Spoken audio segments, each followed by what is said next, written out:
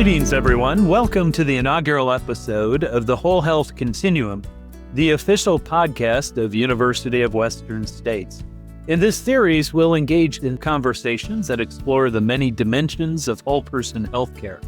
Our topics will span a wide range, from educators and academic leaders shaping curricula to meet the needs of 21st century clients and patients, to practitioners, including students, alumni, and friends of the university, who are delivering transformational care, to community leaders making meaningful strides in advancing health and well-being in the populations they serve. Located in Portland, Oregon, and online, University of Western States offers a world-class integrated healthcare education focused on the whole person. Our programs emphasize an evidence-informed approach to health and wellness. And to learn more about UWS, visit us at www.uws.edu. Today, I am so pleased to be joined by Dr. Alisa Bates, Dean of the College of Graduate Studies and Vice Provost for the university. Those are big titles. Dr. Bates brings a wealth of experience to this work, helping build a strong foundation for our university and the students that we serve. Dr. Bates, it is a true pleasure to have you here. Welcome to the pod. Thank you for having me. So let's get right to it. Describe your journey in higher education and how you landed at the University of Western States. Well, I can literally say that higher ed has been a lifelong experience for me. I was born into it. I grew up in a college town, the child of educators, one of whom was a professor at the university. And the town really, for most part, existed because of the university. So we watched it grow over time and the impact that it had on the community as well. When I went to college, I decided I need to be a teacher, bring that life forward a little bit more. And I became an elementary school teacher. About 5 years into that, I thought, I think I really need to be doing more to help kind of shape what it looks like to educate new teachers. I was a new teacher in the building that I attended as a child. I actually taught with some of my former teachers, and about half of the staff had been there when my brother and sister and I went through the school. So it was really an opportunity for me to look at how were they doing things when I was a kid, what's changed and what maybe hasn't changed. And the lack of support that I felt as a new teacher really had a profound impact on my thinking about, well, what does this really look like? And how are we creating a profession, not just a job? And so I left, went to Michigan State, got my Ph.D. in curriculum teaching and educational policy, and then quickly moved off to join faculty ranks. Worked my way through a couple universities, different sizes, different kinds, different geographies, and ultimately went through the rank, did all the things that faculty do. And then moved into administration. And prior to UWS, I was the Dean of the College of Education at Concordia University, which is the perfect example of the things that are going on in higher education today. It closed. Right. And we had to experience what it was like to shut down an entire university. At the time of closure, the College of Education had 5,000 students. Most of them were online. We had a massive doctoral program. And a broad swath of Masters of Education programs, as well as teacher preparation. And so from that experience, really had learned a lot about what effective teaching and learning looks like, which is true in any higher education setting. So when Concordia closed, looked around and went, hey, I can use these skills at University of Western States and really bring a quality of teaching, quality of learning, and student academic experience to any program, regardless of kind of what the focus is. So that's ultimately what got me here. All right. So inquiring minds want to know where you grew up and where this university, this mythic university was that your parents were a part of. Blacksburg, Virginia. My dad worked at Virginia Tech. He told my mom when they moved they were Northwesterners, and he had gotten his PhD at Colorado State, and he told my mom, you never stay at your first school. You just stay there for a couple of years, it'll be fine. And they moved to what in 1972 was the middle of nowhere. Basically, there was one stoplight in Blacksburg. The whole town shut down because summer school wasn't a thing yet. So for about 3 months of a year, you couldn't go out to eat. There was just nothing to do. And they were there for 30 years before they moved on to their next gig. So We were all born and raised there and had the opportunity to live in a really great college town growing up. What a fabulous upbringing. So, well, thank you for that. That's terrific to hear. So you're now dean, and you've been dean of the College of Graduate Studies, as we call it, or affectionately also known as CGS. Yes. So you might hear us go back and forth with those terms, and also vice provost of the university. Tell us exactly what is it that you do with those two big titles? On a day-to-day basis, sometimes it's a surprise because I am frontline in solving student issues. So when things bubble up, my attention gets redirected from whatever major project I might be working on so that we are giving frontline student-focused service and helping to resolve situations that range from the mundane. My registration didn't go through. Will you allow me to override the drop ad period to, personal crises that students are having and what kinds of supports can we offer? Students in Jamaica recently with the hurricane, what can we do to make sure that their work remains accessible to them and they have those opportunities? So I do a little bit of everything. I do enrollment modeling. I've become a whiz at digging data out of our student record system to try to make sure that we have a good understanding of what our students' needs are and how they're progressing through our programs. I do academic program development. I spend a lot of time thinking about what's next. What else could we be doing? How could we be doing what we do better? And then providing a lot of faculty and program director direct support. I'm here. I'm available to them all day long, and I'm actively engaged in all manner of things. I also provide a significant amount of support for the accreditation work of the programs in our college. So if they have a programmatic accreditor that they have to comply with, I'm doing a lot of the work to make sure that we have the data and the evidence to demonstrate that we're in compliance with all of their requirements as well. So I would say you probably aren't giving yourself enough credit here in terms of the work you do with our students and with our faculty leads. As someone who has been in the whole spectrum of positions in higher education, and for those of you in our audience listening to this who are interested in maybe pursuing a career in higher education, what for you has changed from the time you entered into the professoriate to today as an administrator in a small university in the Pacific Northwest? What in your mind kind of sticks out as the top two or three things that have really changed? And we know there's a lot going on right now, so you have your pick of the litter, I think, at this moment. Yeah. I think functionally, so my first professor job was in 2005, so 20 years ago. Email was like the extent of our technology. You were still using the copier to print your handouts for your class. I was involved at Willamette University in the creation of their first online program. And we literally built it using a Google site. So it was kind of a from the ground up initiative. Would I have to do that today? No, we just go out, use Canvas. We've got the institutional license and we carry on. So I think a lot of it is the evolution of the supports that are available to faculty and the kinds of tools that are available. What hasn't changed is that we still need to be student focused. And we still need to be thinking about what are the learning outcomes that are going to make them successful as a professional? What are the experiences they need to have in our programs? Whether that involved technology, back then it did not, or today it involves extensive amounts of it. And really thinking about how are we preparing them for the goals that they have, for the careers that they aspire to. For me as a professor, my end product was K-12 kids. I knew that everything I was teaching in my class was going to go out and impact, in my case, an elementary student. So I had a through line to who that ultimate participant was, and the teacher that I was creating was going to have a lifelong impact on that child. So the stakes felt important, but they also felt a little high at times because you keep thinking about, but there's a kid at the other end of what you just did. Do you understand that well enough that I would want to put my own child in your classroom? And really holding them accountable. I think that's true no matter the career. We're talking a lot at UWS about roles where literal health and wellness are at the end of the line. Are you able to support someone in living their best life in really important ways? Very fundamental outcomes. And so I think keeping those pieces in mind, how we do it might look a little different, whether we have virtual reality simulations where our students get to practice now that we didn't have 20 years ago. That's an opportunity, but I think that hasn't changed. I think one of the things that we also have to be conscious of on the faculty workload side is what's achievable.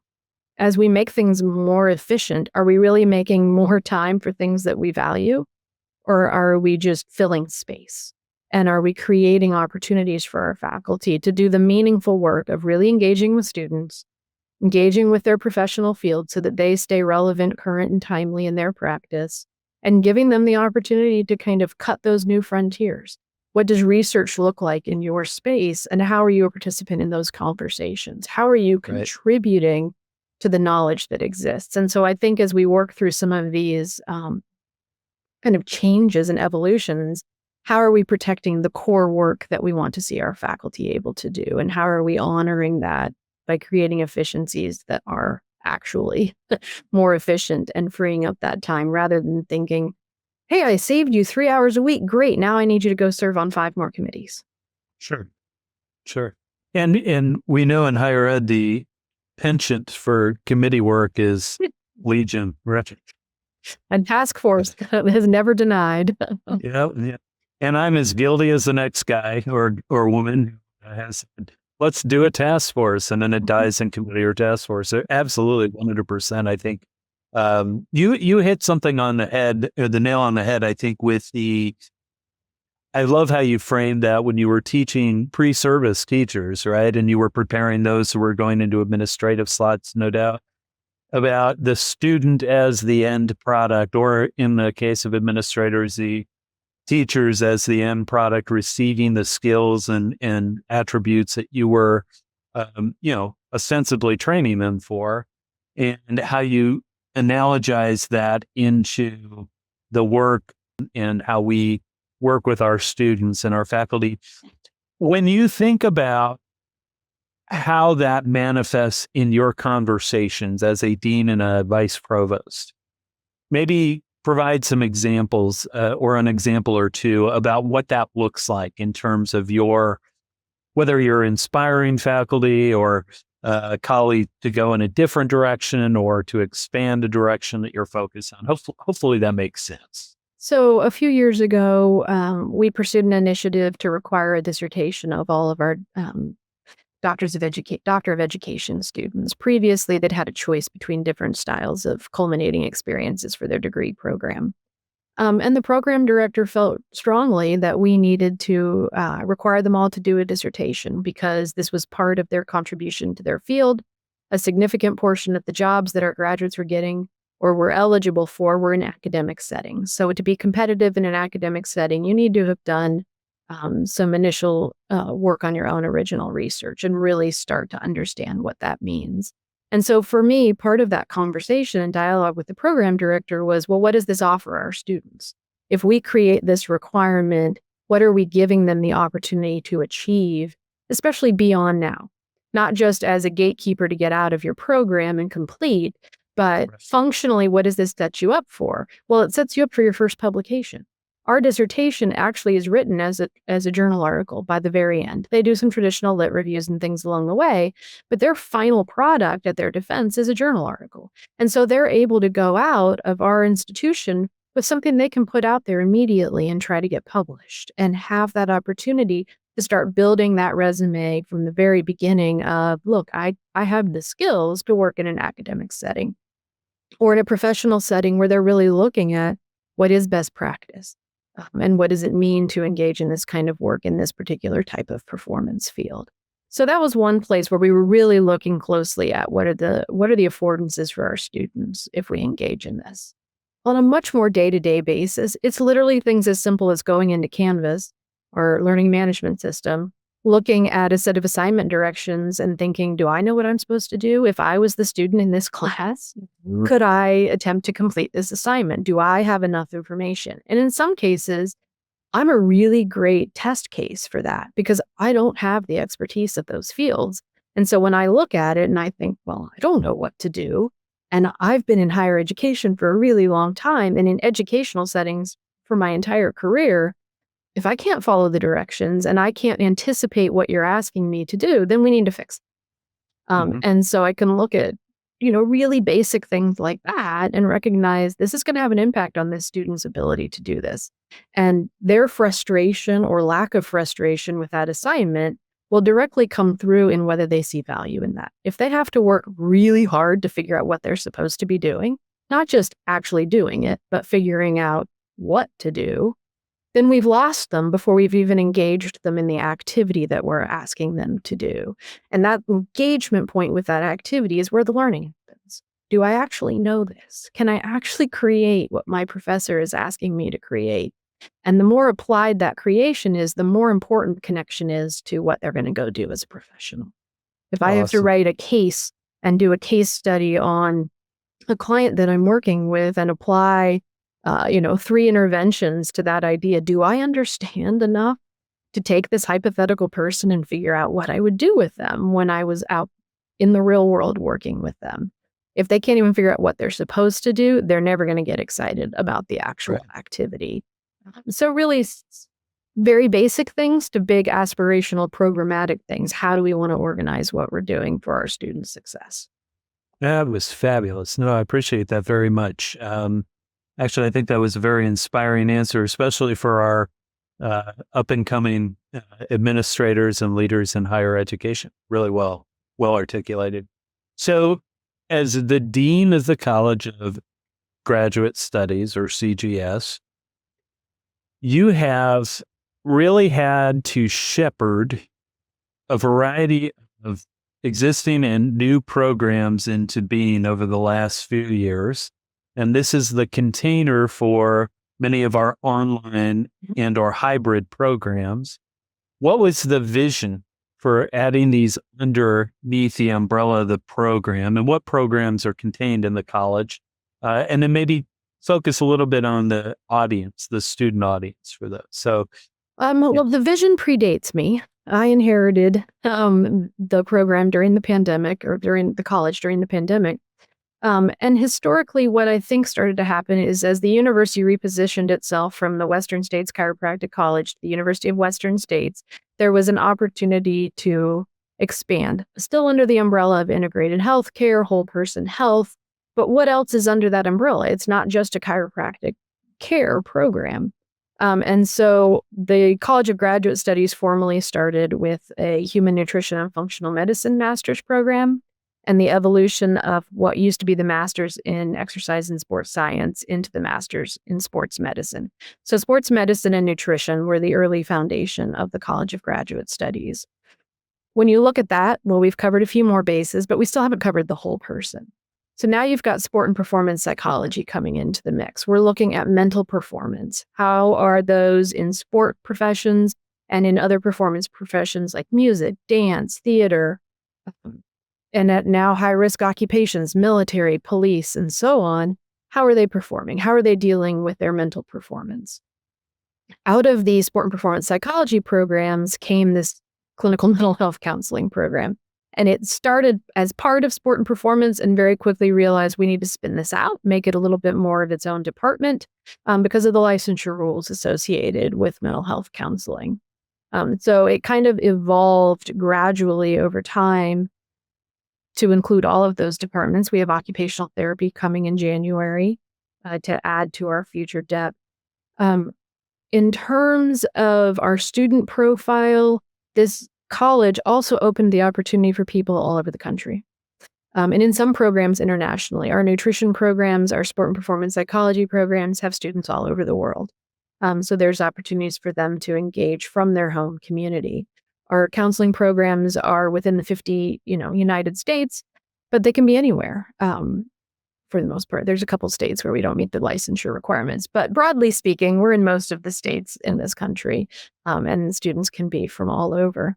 The thing that I think is really important about our online programs is that we are bringing specialized graduate education to you at home. If you already have an existing relationship with professional organizations in your community, you're encouraged to utilize those. If you want to give back to the community in which you already reside, might be raising a family, have lived for a long time, you don't have to leave. You get to continue to be part of your community while adding to your skill set and to your own professional repertoire. And so in that context, our programs are really strong for those who are looking to enhance their career, to add additional licensure, and who really want to stay where they are and contribute to where they live. It also gives us the opportunity to bring our programming to places where it might not exist. You might not have access to an opportunity depending on where you are, to a university, depending on where you live. We're available. You do it online. You meet a couple times a quarter with your professors over Zoom. You get to have that personal connection and engagement. But you also can be at home. You can be raising a family, having a career, doing the other things that you need to do to keep your life sustainable while having this opportunity at the same time. It's a really, really powerful way of putting it. And I want to drive towards one other aspect of this, which is the significant online component, which is flexible. We adapt to the student's life effectively. And it's less the stigma than it was maybe 15, 20 years, or even 5, 6 years ago. But when you think about the fact that we're offering this array of online and hybrid types of programming to students, and someone says to you, well, how do I know it's a quality program? What are the markers I should be looking for when evaluating online and fully online and some split between the two, which we would call in higher ed hybrid programs? What would your response be to that? I mean, in terms of someone who lives in that space very regularly. Well, and I also have a sophomore in high school. So we've started the college talk around here. What are we looking for her as well? So it's on my brain as a parent and a consumer, as well as a professional in the field.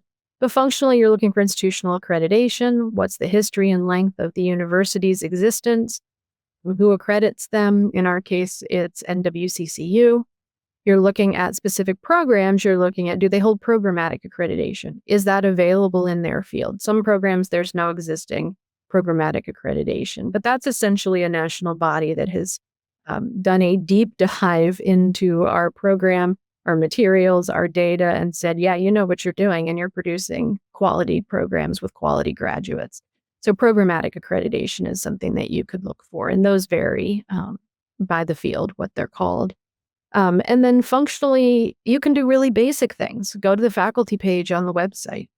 Look at them. Look at their credentials. Where did they learn? Where are they working? What are their professional experiences like? What kind of publications have they produced? Are they interested in the research that you're interested in, especially if you're looking at doctoral programs?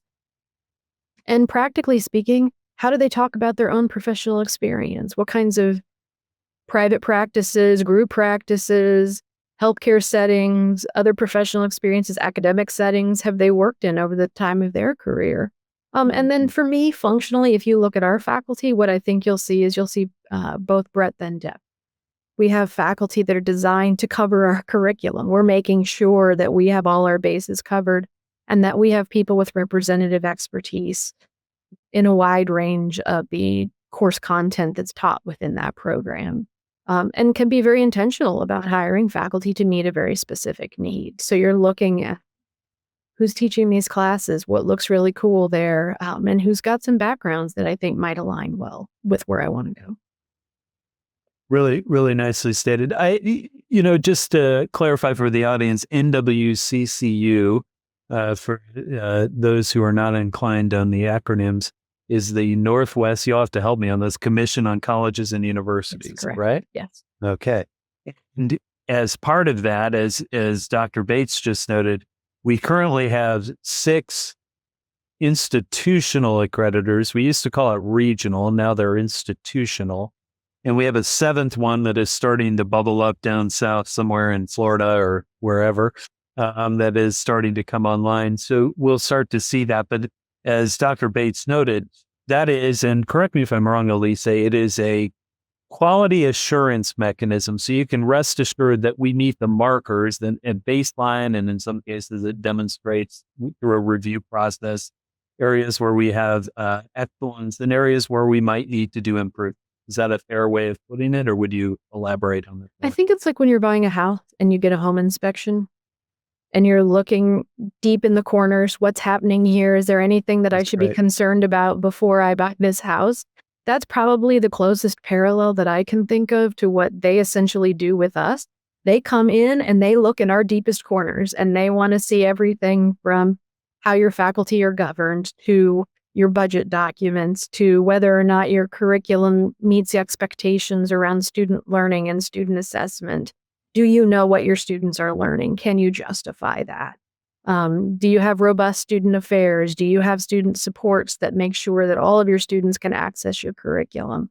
So they go like the entire spectrum of what a university's business is. And to me, that's kind of like getting in the attic, looking for the mold, going in the basement, looking for the damp, making sure the roof tiles are still on the building. All of those pieces, they do kind of the equivalent for us, and they show up regularly. They have us on a cycle. We don't get to pass once and then be done with that requirement. We are constantly in internal self-assessment. Are we on track? Are we doing what we need to be doing? Do we need to course correct anywhere? Okay, what would that look like? Down to the level of, should we change the questions that we're asking our students on the annual feedback survey to make sure we're really digging in to what matters? So I think it's probably the closest analogy I can come up with for what that might feel like for someone not in higher ed. A really great way of putting it. I love the home inspection approach that I'm on a site visit team. I'm sharing a site visit for the Western Association, and I might have to use that. That's a great example. You can have it. Oh, thank you. I'll give you due credit. There you go. Well, I'd like to kind of shift a little bit into some program specifics, and then we'll kind of fan back out a little bit. You mentioned earlier our newest program, the occupational therapy doctorate. And boy, I'd be remiss if we didn't talk about this today because it's a big deal. We're starting to see some really fabulous traction. It launches in January. You had shared, and I think this goes to some of the quality assurance pieces you were mentioning with the faculty. You had shared this really lovely email about prospective student feedback about the quality of the faculty. They had really dug in and compared across different institutions, and ours really, shined above and beyond what they've seen out there.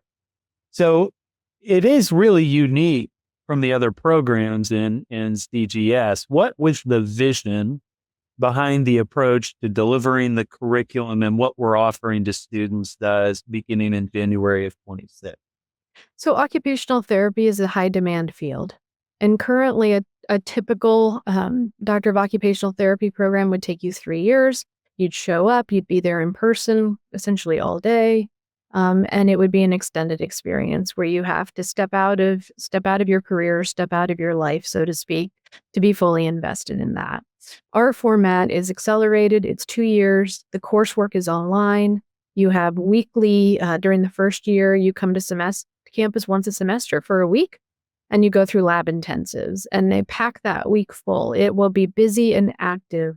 We just set up the lab space a couple weeks ago, which was a lot of fun, digging out all the equipment, getting it organized. You got in the ball pit, had a little fun in the play space, the pediatric area.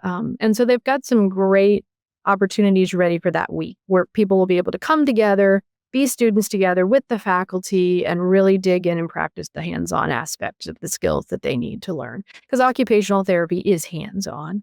And then during the program, they'll have the opportunity to go out for extensive field work. So they'll be in different kinds of sites. The accreditor has all kinds of expectations around the different experiences that you have while in your program.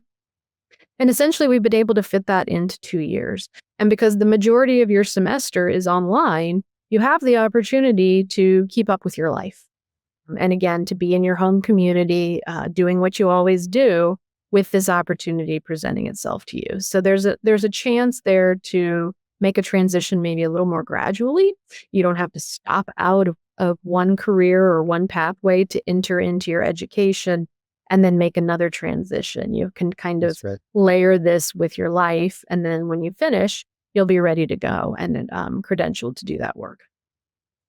Really nice, really nice. And tremendous faculty. And I have remarked on more than one occasion, it's so just uplifting to have faculty leaders and faculty members so enthusiastic, not just about the program, but about the students. They're about ready to receive. It's just, it's infectious. It's really exciting. They are very excited. They are having internal cheering competitions every time someone accepts their admissions decision and moves forward. I had the opportunity to participate in selecting all of these faculty, which is a lot of fun for a dean to build from the ground up and to get to build a team and work with the program director to find her faculty and to bring them in. And Dr. Tilstra's done a phenomenal job of doing that work. But it's also really fun because they had to do practice teaching during their interviews. And so Mhm. our most recent hire was the faculty member who will teach the anatomy courses. And we got to see what does an anatomy lesson look like virtually. We got introduced to the visible body software that they're going to use in class, which is very cool. But she also had a skeleton in her home office, and she had therapy bands, and she was using them to teach us all about the hip muscles. So I think it's going to be a really exciting program, and I think they're going to do a great job of teaching it online and making it accessible in an online format. That is so great. Well, congratulations so far, and we'll have many more to come, I think, as we hit our inaugural class coming in. Okay. So in addition to OT, we have another exciting initiative taking place with our sport and performance psychology program in November in Tokyo, Japan. Right now, we're recording this episode, but when you hear it, it may be 2 months or 3 months out. So the event is Deaf Olympics. You brought this to, I think I was early in my tenure here. I've only been here a little over a year.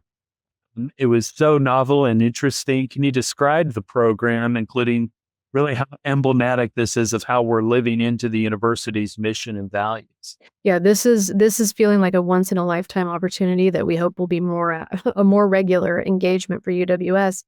But essentially, we've partnered with the USA Deaf Sport Federation, and they are in charge of all of the U.S.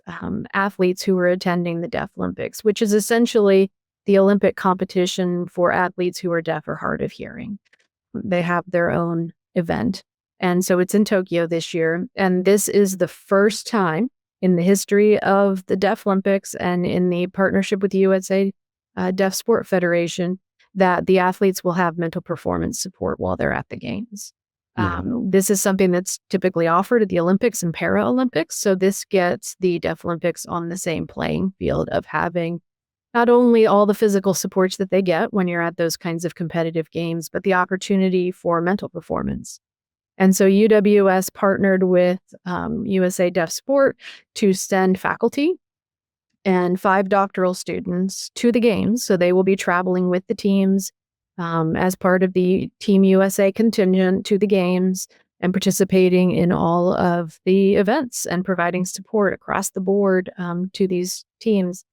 The cool thing that I think really speaks to our values and to our commitment to this is that the students they've spent all of 2025. They were selected last fall.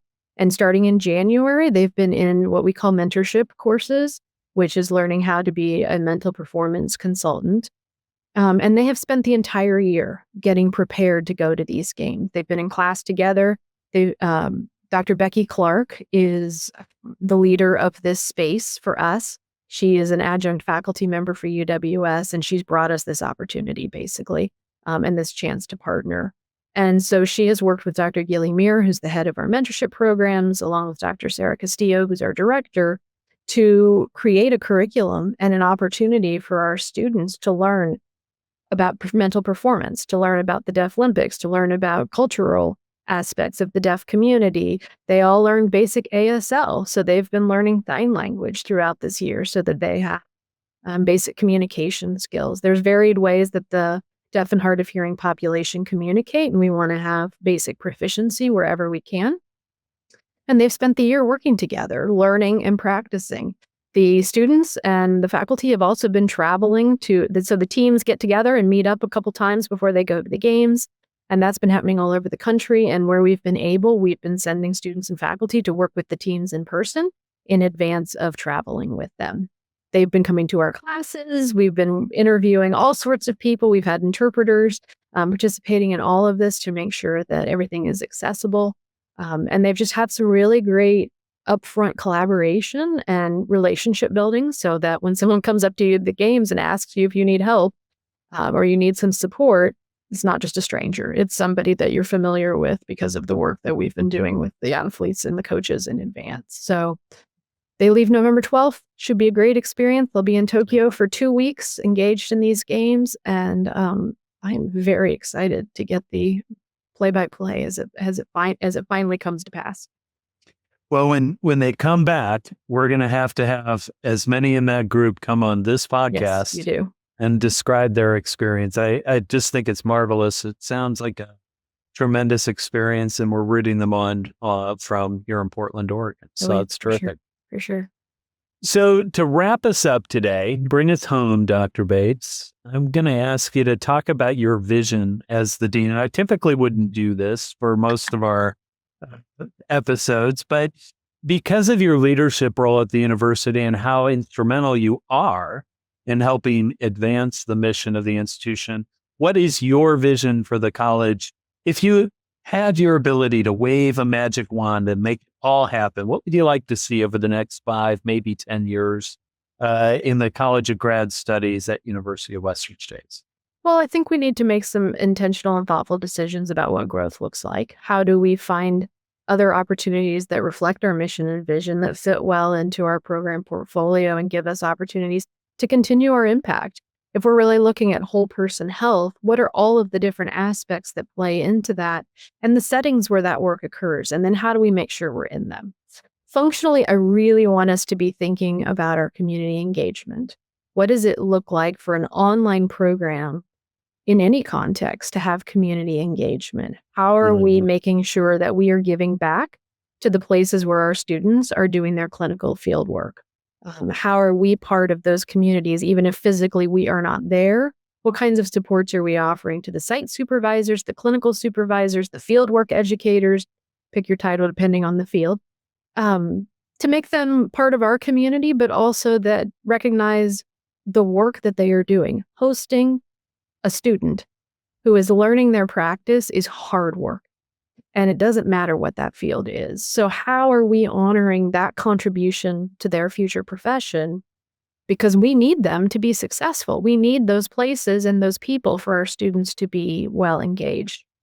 So I really want us to think about how we're giving back, what that relationship looks like. It's not just a take, but what's the give? Besides, we're giving you a great student. Please make them even better. How are we really fostering some of that? And what does that allow us to do in communities across the country? Because that is the benefit of our online reach. We're not just impacting Portland, Oregon, though we certainly have a footprint there. We do. We have reach. And what does that reach and opportunity look like?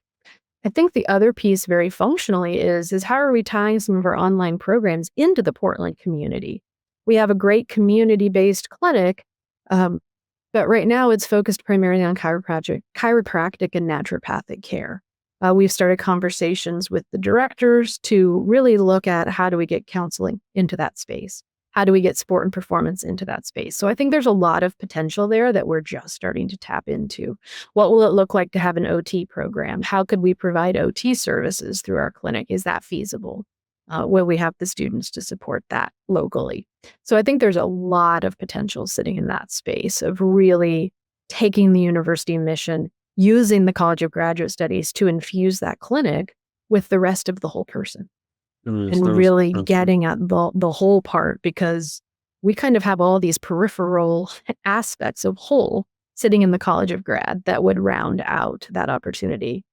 I'd be remiss not to also include nutrition in that space. Yeah. What does it look like to offer nutrition care through the clinic? Or how are we better training those that are already in the clinic to take that nutrition lens and really think about, is there something that needs to be done in that space to support this patient or client's wellness? And that goes everything from eating disorders to just overall wellness and what that might look like. So I think there's space there. There's a lot of potential for collaboration.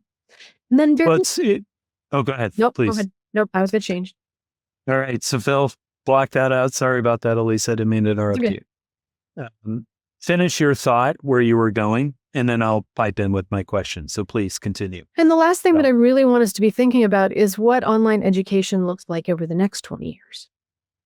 It's changed dramatically in my 20 years. It was from, we have some email, we can now do something more than just static office hours, to how do you use AI productively in online learning environment? That's where we are at the moment. That's the debate we're trying to figure out right now.